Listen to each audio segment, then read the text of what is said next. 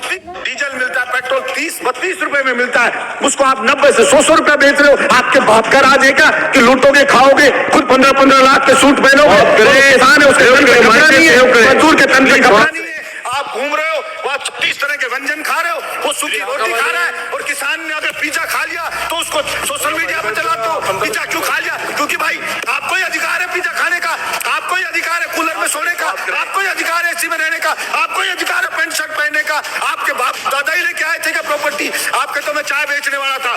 किसी भी राजा का विनाश आ जाता है ना, विनाश आ जाता है, तब वो इस प्रकार का एक्ट करता है कि मैं जनता की मांग को नहीं सुनूंगा, मेरा करना है जो कर लीजिए। चाणक्य ने भी कहा है कि अगर वास्तव में जनता विरोध में आने लगे, जब वास्तव में राजा को लगे कि सड़क पे जनता उतरने लगी है, तो उस अहंकारी राजा को तुरंत उनकी समस्याओं को ध्यान में रख करके समाधान करना चाहिए, वरना जनता उसको उठा के कुर्सी से मोदा पटक देगी। ये उस राजा को ध्यान रखना चाहिए। मैं कहना चाहता हूं मेरे इस सदन से कि नरेंद्र मोदी जी को भी ये अहंकार नहीं रखना चाहिए।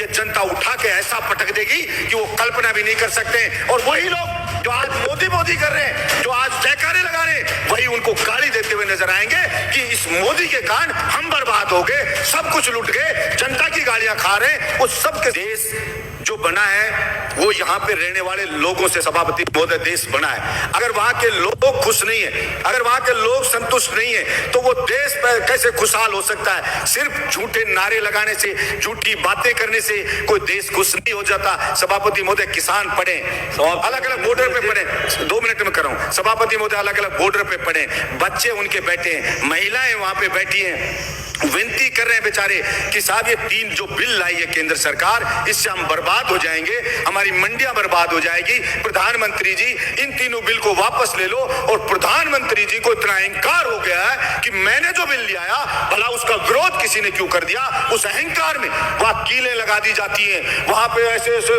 बैरिकेड बना दिए जाते हैं, वहां पे ऐसे लगा जैसे पाकिस्तान की कोई सेना अटैक करने आने वाली हो, उससे ज्यादा वहां पे सुरक्षा के इंतजाम करे जा रहे हैं। सभापति महोदय मैं ये कहना चाहता हूं, विनाशकाली विपरीत बुद्धि, किसी भी राजा का विनाश आ जाता है ना, विनाश आ जाता है, तब वो इस प्रकार का एक्ट करता है कि मैं जनता की मांग को नहीं सुनूंगा, मेरा करना है जो कर लीजिए। चाणक्य ने भी कहा है कि अगर वास्तव में जनता विरोध में आने लगे, जब वास्तव में राजा को लगे कि सड़क प्रकार का एक्ट करता है कि मैं जनता की मांग को नहीं सुन, वापस लेता हूं और एमएसपी को भड़का के वहां बैठ गए, और इस बात का पाप लगेगा।